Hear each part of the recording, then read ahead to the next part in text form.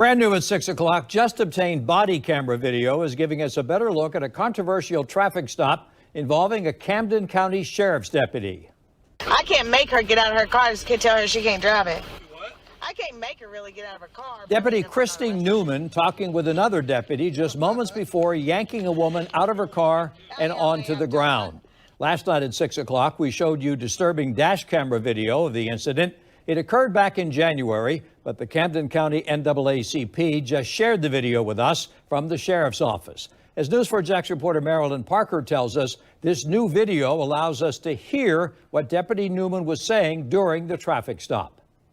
We now know that Deputy Newman didn't want the woman to drive off, but instead she wanted her to step out of the truck to explain that her license was suspended and the deputy couldn't allow her to drive. I mean, I can let her sit right here until I leave, but she's on private property at this point. This is Deputy Christine Newman's body camera from January 16th. I can't make her really get out of her car, I mean, if I'm not arresting her. Those are stories, take two. I am. I know what I'm talking about. The Camden County deputy said this just moments before pulling a woman out of her truck, handcuffing her, hitting her in the face, then throwing her by her hair into the hood of her patrol car.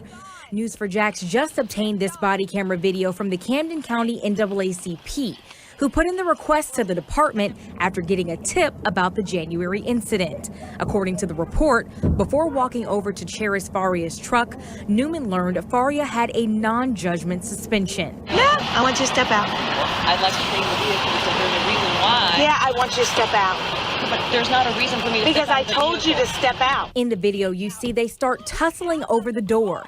Deputy Newman radios for another unit. 11:59 camera, I need another unit. Then walks back to the truck and opens the back door.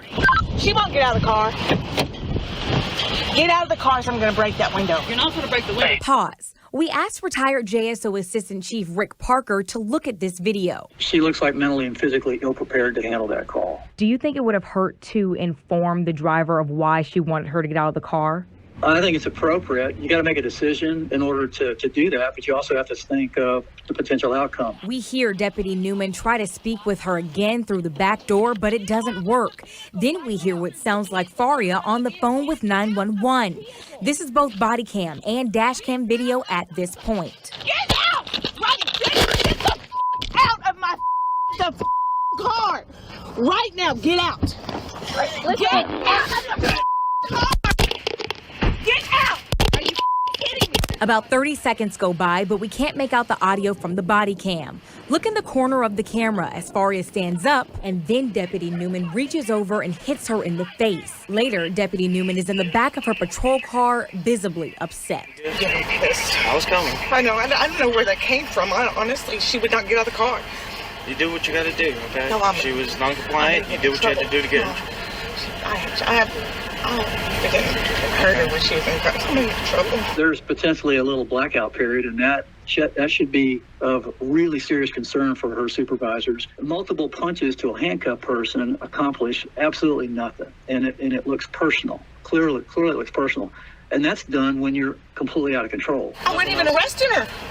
I asked her to step out so I could talk to her about because she can't drive off. We just got Deputy Newman's personnel file from the Camden County Sheriff's Office. We learned that she's been in law enforcement for 5 years. She only has one complaint against her. That's from this situation that was back in January. A month after that, she was praised for the way she handled the situation. And then in March, we learned that she was named Deputy of the Month. We heard from the PIO of the department this afternoon about Deputy Newman's warning. It said in part, progressive discipline is used on cases where no other employee warnings exist, which in this case, no prior policy violations exist in Deputy Newman's file. The discipline was immediate upon the review of the supervisor. And with that warning, we learned that Deputy Newman had 2 days off without pay, additional training on use of force and officer safety, and she was put on probation.